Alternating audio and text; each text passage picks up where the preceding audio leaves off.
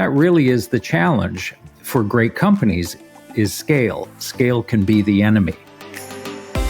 Welcome to the Let's Talk Business podcast, a project of the PTEX Group. Gain valuable, actionable ideas from the world's top business leaders to help you take the next step in your business journey.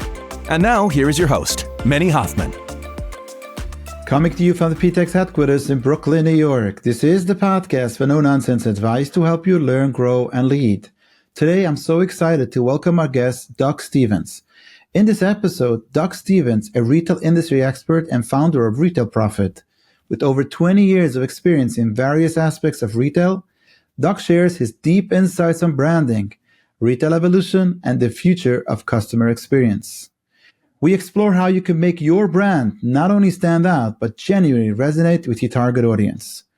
This is a fascinating episode focusing solo on branding, which I love. Without further ado, here is my episode with Doug Stevens. Doug, thank you so much for joining me on the Let's Talk Business podcast. My pleasure. Thanks for having me.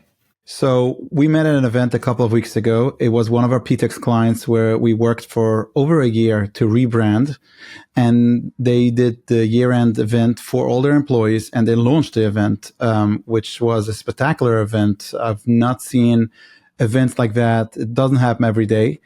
And the beautiful part of the event is because they were able to share with their employees exactly what branding is. It's not just a visual identity. It's not just a nicer logo.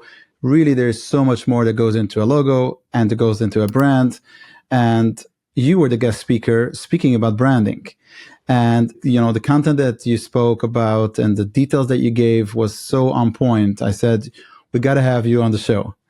So here we are a couple of weeks later, and we will get into the conversation. And for our listeners, you know that PTEX is a branding and marketing agency, and we don't speak enough about the importance of branding. We usually bring you all kinds of guests. Today is one of those episodes where we have an expert like Doug, where we'll go into the details of branding and all the different elements that go into a super successful brand.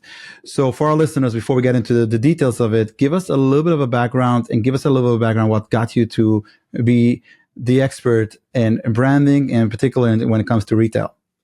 Well, thank you very much, Manny. And again, thanks for having me. And first, right off the top, I'm going to make one small correction to what you said. I am certainly not the expert when it comes to branding. I'd like to think that over the years, I've learned some important lessons, and I've committed myself to trying to share those lessons with folks. So a little bit of background on me. Retail Profit began about 16 years ago in the throes of the financial crisis, which I'm sure we all have still vivid memories of to this day. I had spent, prior to forming the company, I had spent about 20 years in the retail industry working on really all sides of it. I was on the manufacturing side, on the retail side of things. I worked in franchising for a period of time. I worked with small independent retailers and then also some of the largest retail chains in North America.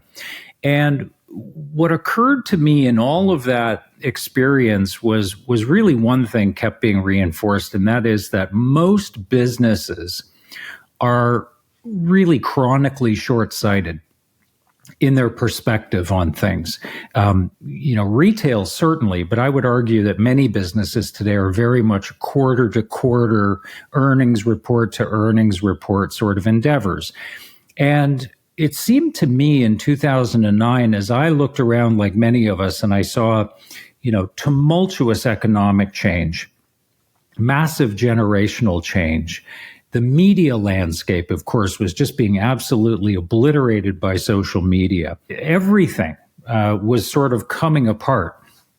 And it seemed to me that we were really on the brink of a new era.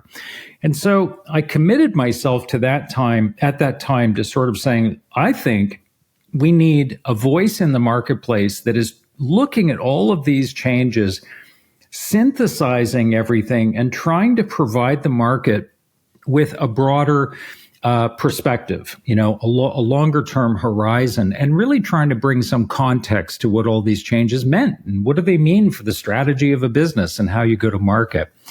And with that, Retail Profit was born. In that time, I've been fortunate to have the opportunity to write 3 books on the subject of the future of retail.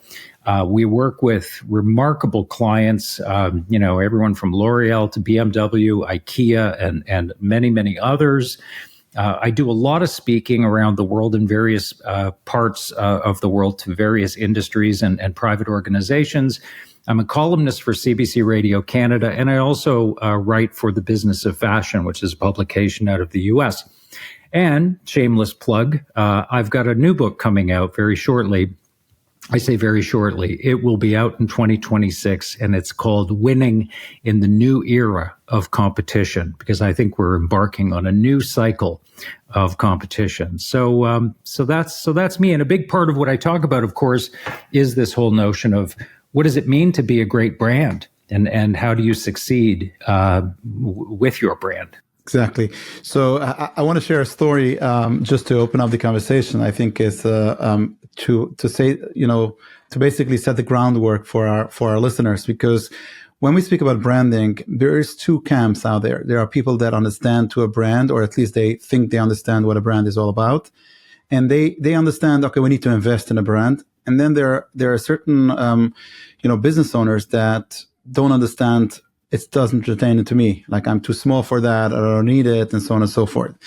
And also, depending on which industry you are, you have your own assessment of what a brand is all about. So I like to share the story. Maybe I've shared it in the podcast on other episodes in the past. There was once a business event where the CEO of Costco spoke, and he spoke about branding. And then there was a lineup of Q&As afterwards. And the first Q&A, the first person asking a question was like, seriously, you speak about branding? Like, what do you guys do for branding? Like, you're just selling for cheap. And he thought for a second how to respond. And then he responded, he says, you know how much money and effort we put into our brand to make sure that our warehouses look like a warehouse. You think every building we take over looks like a Costco? This is our brand. This is our look. This is our feel. This is our positioning. And this is how pricing works together with our brand. This is our merchandising works with our brand. And it went on and on and on to say. And I think it was an eye-opener for most of the people in the room, because everybody has a brand. The question is, what is the perception? Whether you like it or not. Exactly. So I just wanted to tell our audience, before we start digging into branding, what we're going to be speaking today is for all of you. If you're small, large, medium, whatever you are, whatever stage in business you are, branding is for you. Could be that you're spending less, spending more. You figured it out 100%. You didn't figure it out, but that's more or less it. So I want to speak to you. Give us your definition of what is a brand. The way I look at it is, when we think about a brand, we're really seeing two pieces. There are 2 distinct pieces. There are those pieces which are visible and presented to the public, right? And that's your advertising, that's your buildings, your fixturing, your designs, your products, obviously, your services, all the things that the consumer, whoever your consumer is aware of, the things that are readily apparent to them. And then there are all the things that they don't see, but that are no less important. And that's your employee culture. That's the values that your company was founded upon. That's the pay structures and the incentive programs and all that stuff that makes the engine of your company work. Your supply chain partnerships, your marketing partnerships, the agencies that you collaborate with, all that stuff. But the one thing that brings all of those things together for me is the notion of purpose. What is the purpose that sits at the heart of your brand? And I just want to clarify what I mean by purpose, because I think it's a word that gets used a lot today in marketing. What I don't mean is your higher ideals. I don't mean your vision statement, the things that we sort of write on scrolls and keep in the company vault, the vision and values and mission statements of the company. What I mean is ultimately the purpose you have in a consumer's life. And in the 16 years that I've been working with brands, the one commonality that I've been able to identify amongst those who outperform in their markets and in their categories is that the true performers simply have not only a stronger sense of purpose, but they have a stronger capacity for animating that purpose for their customer. So the purpose isn't just something that lives in the hearts and minds of the employees. It's literally something that is animated through the business every day to the consumer, and the consumer feels that sense of purpose. That is what defines the company. That's what creates value for the consumer. And that ultimately is what pierces all the noise in the marketplace and all the competition and allows that brand to rise above.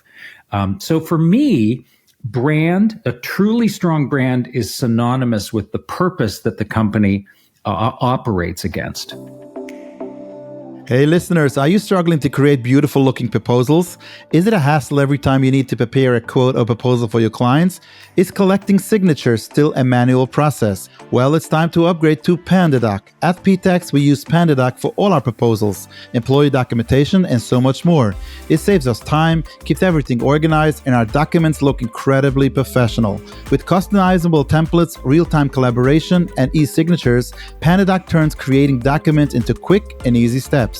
Plus, it integrates with so many other tools, streamlining your workflow and boosting productivity. Try PandaDoc today by visiting ptex.co/PandaDoc and start your free trial. Trust me, it's going to be a game changer for your business. That's ptex.co/PANDADOC. So let me ask you a question.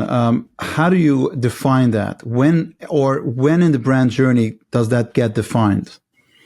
So I think it's, when you look at the genesis of a company, let's take Apple as an example, because it's just such an accessible example. It may not necessarily be the best example, but from the beginning, Apple was driven by Steve Jobs' passion around the idea that there needed to be sort of a David to the Goliath of the Microsofts, the IBMs, the sort of institutionalized notion of computing.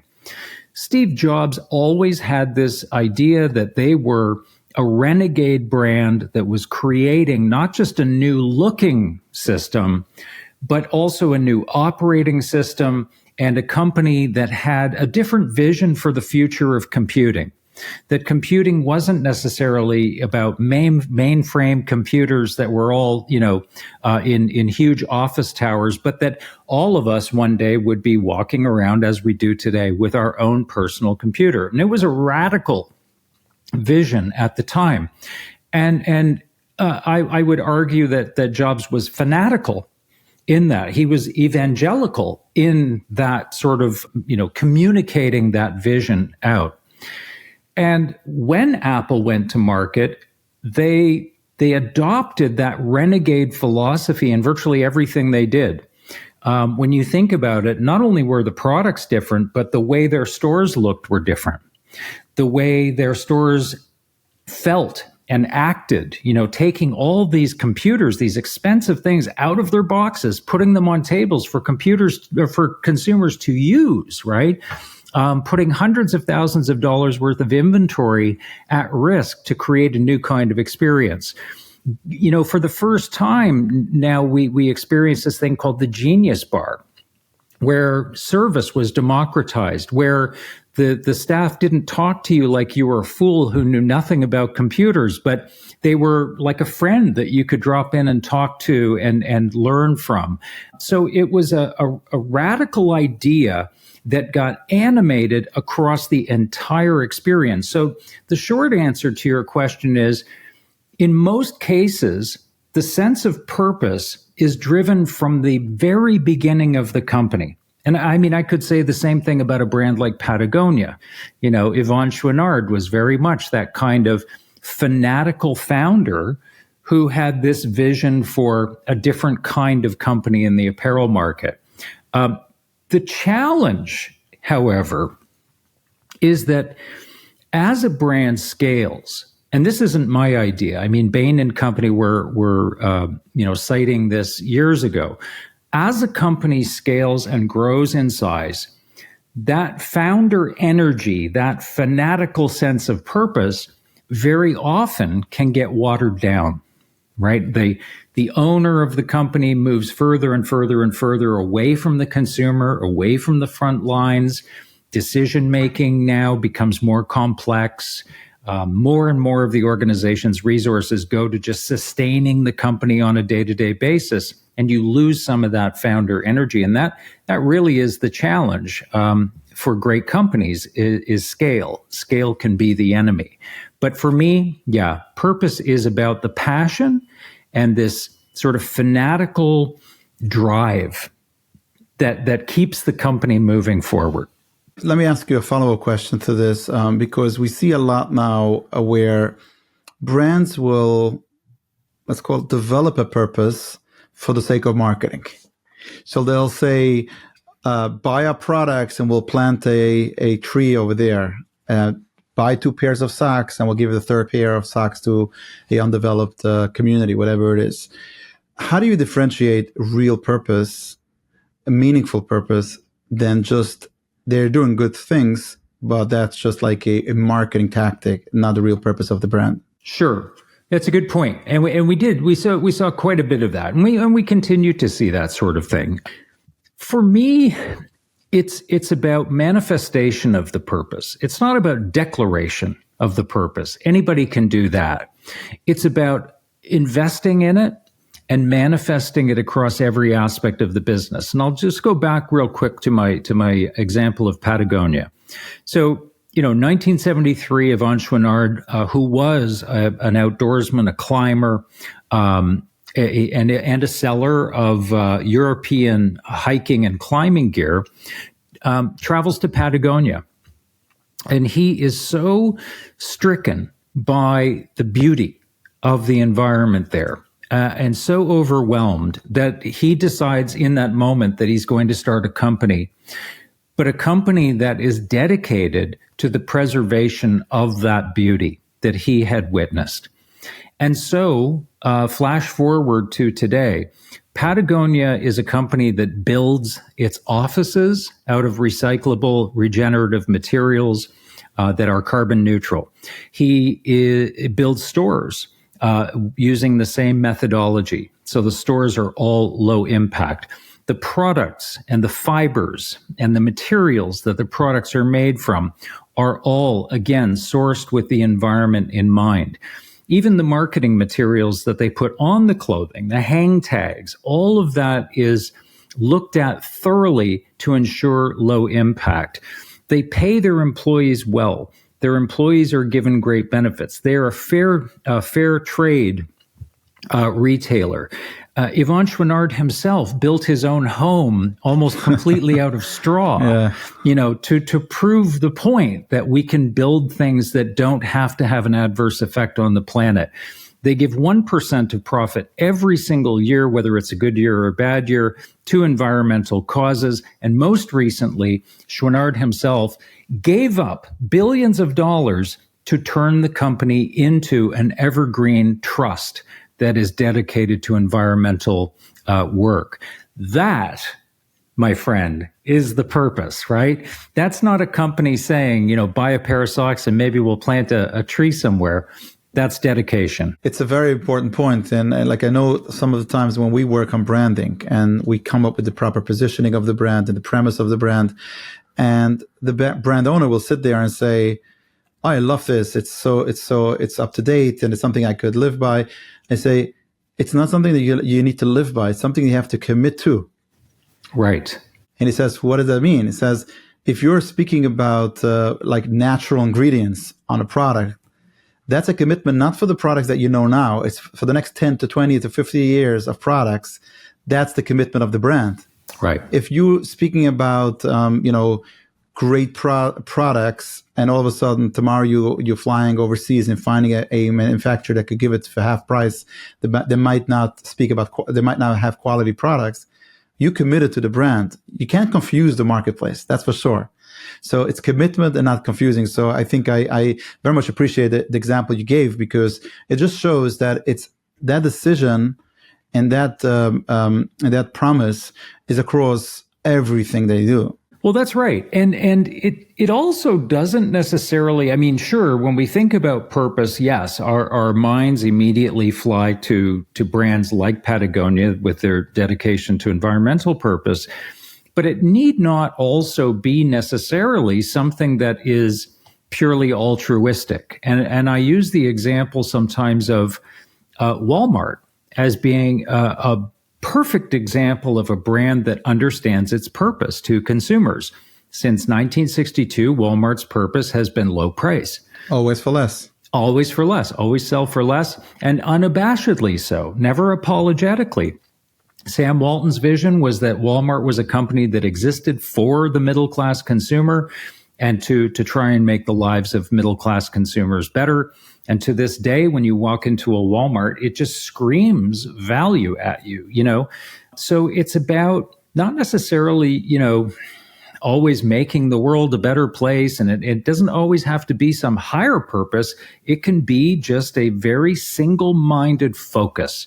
And that, to me, is what makes a truly strong brand. Mm-hmm. At the event that we were together, you were speaking and you actually spoke about the difference between brand identity and brand strategy, and how those different components act as far as the full life cycle of the brand and the touch points. Could you share a little bit for our audience what goes in the difference between the top of the funnel, which is the brand identity, and then the brand strategy behind it? Your brand identity is, and I think sometimes we get too hung up on the identity and we lose the sense of strategy. And what is always, what I've always found funny is that if you get a group of executives with a company into a room and you were to show them, a new proposal on their logo, on their company logo, that we want to show you something that uses new colors and new fonts, and you probably know this from your own experience, Meni, you will get hours and hours of passionate debate over the look and feel of that logo, and everyone will have their own opinion on it. But when you dig deeper and you ask the same room of executives to describe in detail the nuances of the actual market experience of dealing with the company, what a consumer will feel and experience that is wholly unique and different, they very often don't have an opinion. They're detached from that, or they have just some sort of general idea, well, we pride ourselves on, product knowledge or whatever the case may be. But they're certainly not as passionate about the strategy as they are about the look and feel and the aesthetics of the brand. And one thing that I have found too is that very often there are internal assumptions about the brand that in many cases are not true. It's just mythology, that you'll have the company basically saying, well, we are the leaders in customer service. We give better service than anyone. And this is something that a lot of companies in the retail industry fell prey to, is they were navel gazing and basically saying, oh, we're the best at service. We're awesome. And meanwhile, every J.D. Power survey that came out was saying, well, no, Amazon is ranking higher in service than any of you guys with brick and mortar stores. So we don't know what you're thinking here, but you're not delivering the service you think you are. And so that was part of the rationale when I wrote my last book, which was called Resurrecting Retail, was I wanted to try and provide a roadmap for companies to get back in touch with the strategy, right? What is our positioning? What is a defendable position in the market that we can own? And what does that look like? And how do we animate that? How do we actually put legs under that and make it real for the consumer and create a new sense of value? I just actually today I posted on LinkedIn. Basically, the last couple of days, I had to reach out to a couple of larger enterprise for customer support, and I was going from waiting to getting to a person, then transferring me over and everything like that. So I actually posted on LinkedIn today that I wish for 2025 it should be mandated by CEOs to at least once a quarter use their customer support from their own company. That will dictate a lot of change. They just don't realize that here they're spending millions of dollars in acquiring new customers or sharing the brand story. And now you have that customer that just needs to get that experience. And the experience is by far not what they would ever wish for themselves. Absolutely. Yeah. The irony in that for me has always been that you get on hold with a company and the first thing you hear is, your call is important to us. Well, wait a minute. If my call was really important to you, you would have just picked up the phone, right? And I wouldn't be waiting 15 minutes to talk to someone. And it's been done on the large scale. Think about an American Express. Think about a Uline. Think about companies like Amazon, even on that front. Zappos, yeah. Zappos. These are companies that also have scale. And then all of a sudden you could find this company that's spending so much money to get me to call them. And then all of a sudden their phone tree is not working. Like I'm pressing this button, that button is not, now they added like voice recognition. It's not getting my number that I'm putting in. That's right. Sometimes it's mind boggling. So I want to move the conversation to retail. Obviously that's your specialty. I know a lot has changed in retail since COVID, when at one point we thought it's totally dead. Everybody was pivoting to online and web orders and so on and so forth. We're seeing a interesting mix. What's coming back? It's coming back, but it's coming back a little different. What's your observation? What do you see? What can you share?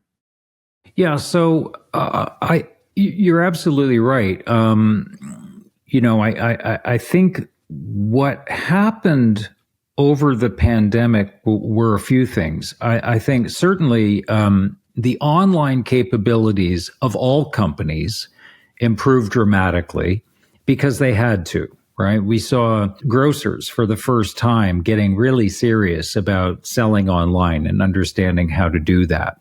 Virtually every retailer out there had to improve their e-commerce game. Amazon did not sleep either, though. I mean, Amazon's been systematically moving their operations closer and closer to consumers. The irony, I suppose, is that 15, 20 years ago, I was talking to clients and saying, Amazon today delivers to your home in days. You'll order something and 3 days later you'll get it. And we were quite impressed by that, at the time. But I was positing that, very soon, it'll be hours. It won't even same day will be passé. It will be hours. Place the order at 10 a.m., 3 p.m., your doorbell will ring and there it is. And at the time that seemed crazy, but now that is the reality. The vast majority of Amazon products have next day delivery. But another huge change that has really just, I think, affected all retailers is the idea of third-party marketplaces. That it doesn't matter who you are now. You can be Kroger, Macy's, Home Depot. All of these retailers now have not only their own marketplace of products, but they all offer third-party marketplaces. So if you want to buy footwear, you can buy it at Kroger. If you want to buy power tools, you can buy them at Macy's. And believe it or not, if you want to buy apparel, you can buy it through Home Depot. It's that kind of market now. And so it has raised the bar of competition for virtually every business, regardless of the category that you're in. I'm going to be talking very soon to a group, a trade association in the convenience market. So, companies like Sheetz and other, major convenience operators on both sides of the border. Well, I mean, the whole concept of convenience, right, has been completely reinvented.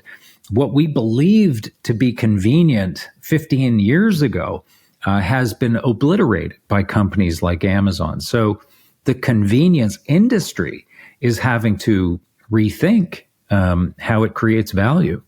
Mm-hmm. So in terms of retail, now, how does somebody that's still either mom and pop shop, even the larger retailer and some of them that you've been advising, how do they compete, or who is their target market at this point? So the way I look at it is this, and I referred earlier to, wanting to create a roadmap for virtually any business to be able to determine where is the white space in the market where we can actually carve out a meaningful share.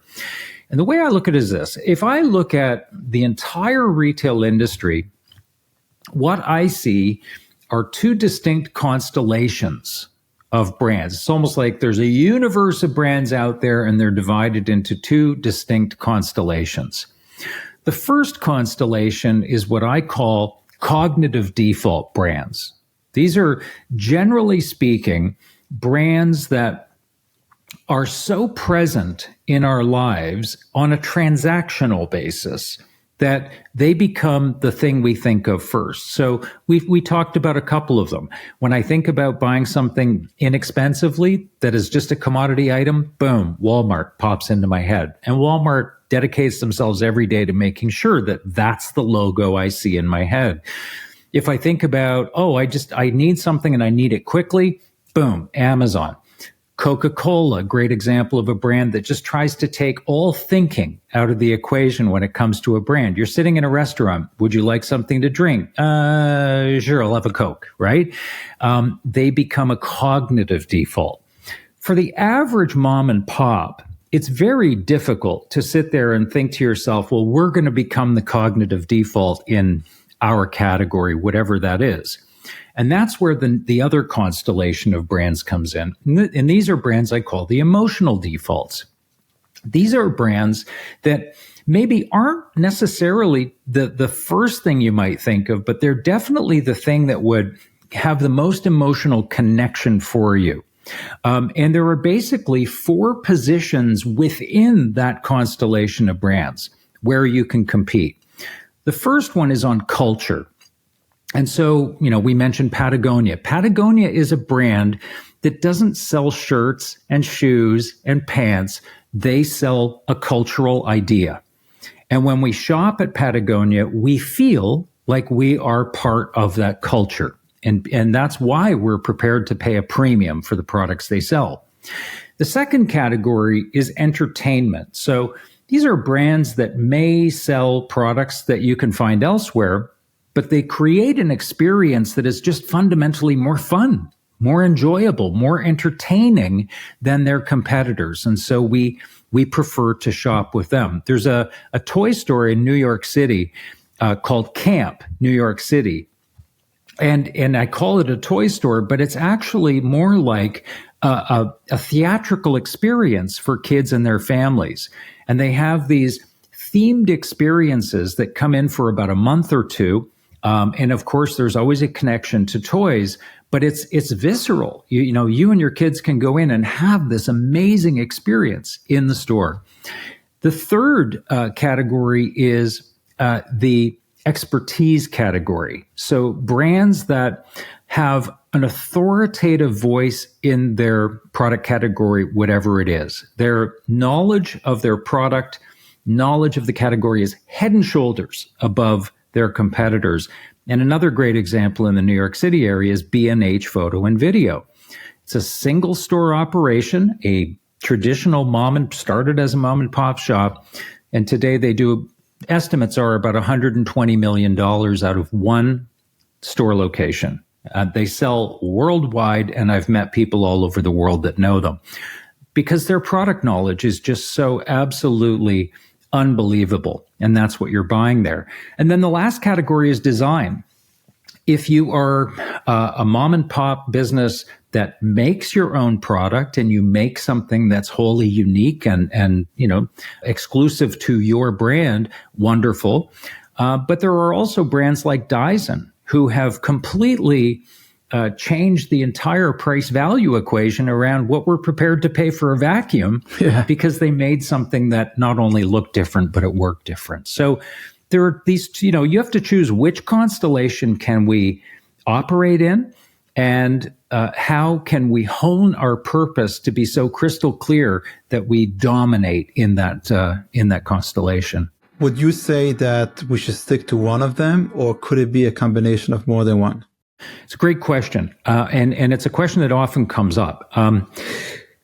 My feeling is this. I think you have to decide where you are going to first dominate. And you can only dominate in one spot. So let's take the example back to Apple. In my opinion, Apple was and remains fundamentally an engineering brand. They're a brand that has engineered products like the iPhone that are just, enchanted. They look different, they feel different, they act different. If you took the engineering out of Apple, it would cease to be Apple, right? It would just become, some other commodity computer company. But Apple didn't stop with engineering. They said, yes, we're going to dominate here, but we're also going to differentiate in other places. And that's where the customer experience in store came in. The Genius Bar was a differentiation on service. The unpacking of product and putting it on tables was a differentiation of the in-store experience.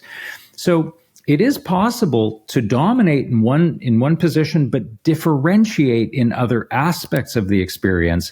But as soon as you're a brand that says, you know what, we're going to try and dominate on service, on price, on convenience, on customer experience, the end result is that you don't do any of them well, right? And your consumer can't associate you with any single thing. Yeah, I think the way I interpret it is that you dominate with one. That's what people know you about. But of course, they need more from you as well. Right. Exactly. They need the experience or they need the expertise. But then what do they know you for? That's right. And it makes you less susceptible to reverse engineering as well. If you're creating a bit of an alchemy. So yeah, we dominate in terms of the design of our products, but we also create a unique service experience, and we also create a unique level of convenience. Not saying we dominate in convenience, but it's different. It feels different. And that makes a brand really difficult to reverse engineer. And Apple's probably the best example because Microsoft was literally going to market to try and reverse engineer the Apple Store, and they just simply couldn't do it. Yeah. What would you say from, obviously we're all obsessed now with AI and the tools that are coming out.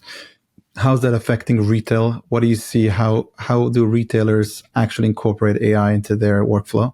Well, it's being incorporated into virtually every aspect of the workflow. And we're certainly not at a state of maturity yet. There's an awful lot of activity, of course. There's an awful lot of investment, as we saw just, the other day, with $500 billion being committed to AI development in the U.S. And yet, China is unrelenting as well, and they're producing their own platforms. As it pertains to retail, I guess it's evident to me that just as certain products come to market and they're, infused with ginseng or infused with vitamin C, we're going to see virtually every piece of software, every process, every device that is used in the retail sector, from the supply chain to the value chain to the customer experience, everything will be imbued and infused with AI. And it will provide, I think, a level of intelligence that will be doing an awful lot of heavy lifting for us, whether that's on the accounting side, on the loss prevention side, on the customer service side, providing knowledge to employees when and where they need it, or directly to the consumer. So it's going to really, I think, permeate every aspect of how retail is done, and the level of efficiency that it's done with. So yeah, it's going to have a pervasive effect. I know you mentioned before about you working on your book, Reengineering Retail. What could people expect based on your research? Where you're finding, what do you feel the book will be able to share? So it's kind of a big idea book, and Reengineering Retail was actually the second book I wrote. This one is called Winning in the New Future of Competition, or the New Era of Competition. The thesis goes something like this. I talk to executives in this industry frequently and quite regularly, and I can say that there's a common feeling. And I would say not just in retail, but in business generally, there's a common feeling amongst executives that something isn't right. Something is just not as it used to be in business generally. The things that used to work, like just going and buying more advertising, and having that land on the right consumer with the right message and driving consumers to retail. None of those things work anymore. And, nobody wants to admit it, but there's something seems broken. And my theory is what we are actually seeing is the end of an era in retail. And in order to understand what that means, we have to go back about 80 years to the end of World War II and look at the kinds of investments that were being made in society at that time. In the US, in Canada, in Western Europe, in the UK, massive government investments in business creation, in domestic trade and domestic industry, in public education, right, which was robust and growing, and more people going to university, becoming educated, which provided the retail industry with a steady stream of educated, trainable workers. Capitalistic systems that really worked toward the middle of society and raised the fortunes of the average American family, Canadian family, whatever you wish. We are coming to the end of that era. And in fact, I would argue that society is now kind of living on the vapor trail of those investments.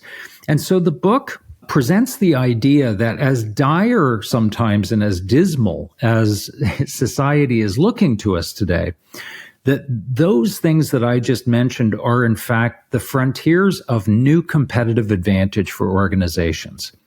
If you are a company who is more trusted than your competitors, you have a shot at winning. If you're regarded as being more fair than your competitors, that's an advantage.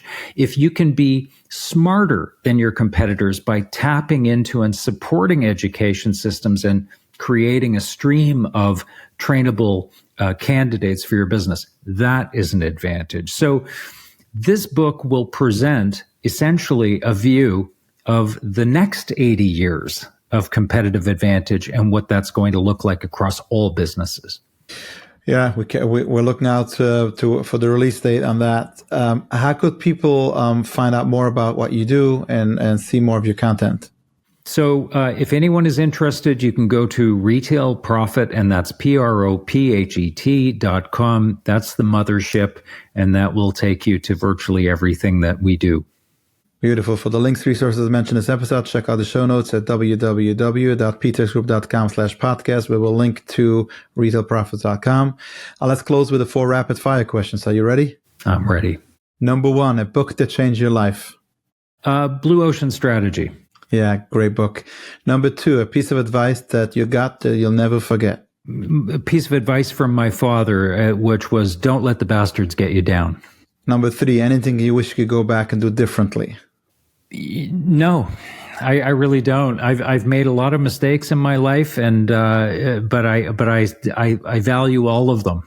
Love it. And last and final question, what's still on your bucket list to achieve? I would like to feel that before I die, I would like to enhance my sense of doing something good for the world, and that ties in with this next book. I would really like to think that this industry, the retail industry, has a crack at making the world a better place, and I'd like to be a part of that. Beautiful. Yeah, you mentioned about retail. Like, there's still a lot of people that their sense of belonging, the sense of community happens in retail experiences. That's right. Doug, thank you so much for joining us. I know your time is valuable. That is why, in the name of our listeners, we'll forever be grateful for sharing some of your time with us today. It's been a blast. It's been a pleasure. Thanks, Manny. Thank you. That's my conversation with Doug Stephens. My takeaway from this one, number 1, select one primary area to dominate from the 4 positions mentioned: culture, entertainment, expertise, or design. Focus on excelling in one area rather than trying to be everything to everyone. Number 2, test your customer experience regularly and experience your own customer service channel firsthand. Just as Doug suggested, CEOs should do quarterly to identify gaps in service delivery. Number 3, if you're growing, create systems to maintain your brand purpose and values even as the organization expands, preventing the watering down effect that often happens with scale. And number 4, create clear guidelines about what your brand promises and ensure all business decisions, from sourcing to pricing, aligning with those commitments. And number 5, review how your stated purpose is actually showing up across all aspects of your business, from products to customer service to employee culture. Look for gaps between what you claim and what you deliver. And that's a wrap for today's episode of the Let's Talk Business podcast. I hope you enjoyed the practical, no-nonsense advice that our guests shared. If you found value in listening, I would be so grateful if you could share the episode with your friends, and if you could give the show a 5-star rating on Apple Podcasts or wherever platform you listen. Subscribe to the show and get notified every time we publish a new episode. The Let's Talk Business podcast is a PTEX Group original production. Until next time, make it a great day.